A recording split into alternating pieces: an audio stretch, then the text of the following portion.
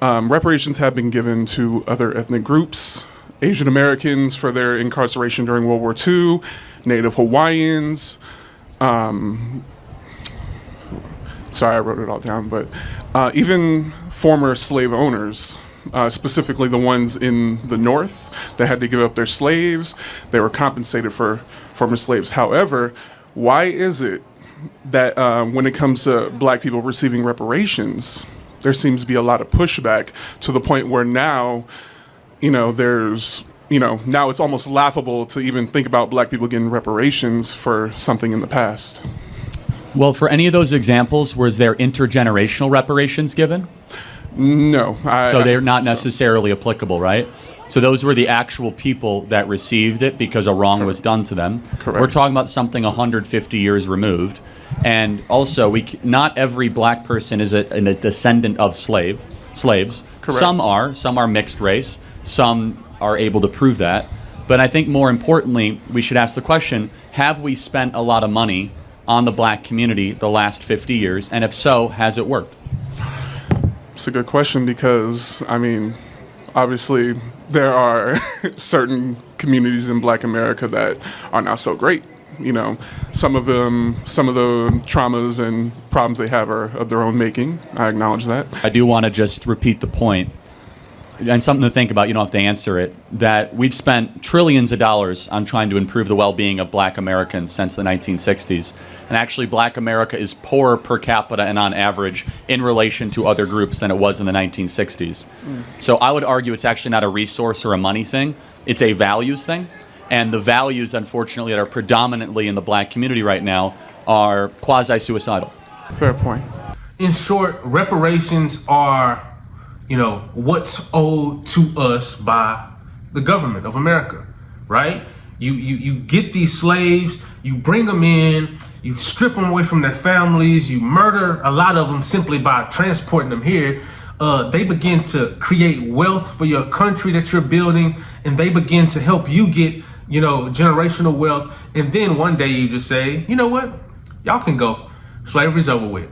We're not going to give you any resources. We're not going to help you. We're not going to give you any counseling because we know, PSD is real. PTSD, post-traumatic syndrome. We know all of that stuff is real. We know that we've, physically, mentally, spiritually have raped you.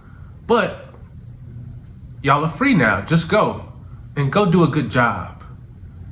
The Israelites, when they left Egypt, they didn't just leave. Pharaoh didn't just say, okay, see y'all later. I've had y'all in bondage for the last few hundred years, but see you later. No, the Bible says they left Egypt with great possessions. As they were headed to their own land, they were equipped to be able to start a productive life in their own land. And so we get what reparations are. But dare I say, a lot of us are focused on what's owed to us instead of what we owe to ourselves and to each other. What do I mean? The Bible says, owe no man anything except to love one another. That's right. It speaks against you and me being in debt. The Bible is clear. Owe no man anything but to love. That's it. Every day you go outside your door and you see your brother, you owe him dignity. You owe him honor. Every time you see your sister out here, you are not to look at her as a sexual object. You owe her respect. You owe her tender compassion and love. And I believe if we focus on what we owe each other in our community,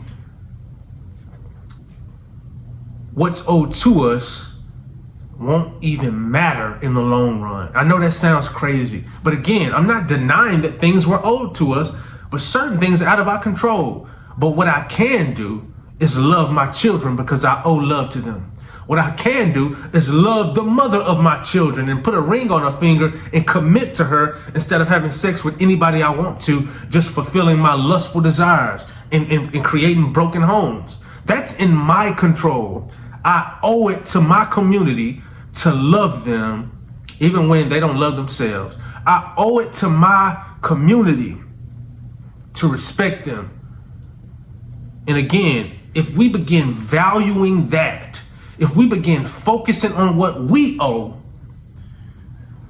it won't matter. It won't matter. And we'll start to see our community begin to live again. We'll start to see dry bones come alive again. What are you focused on?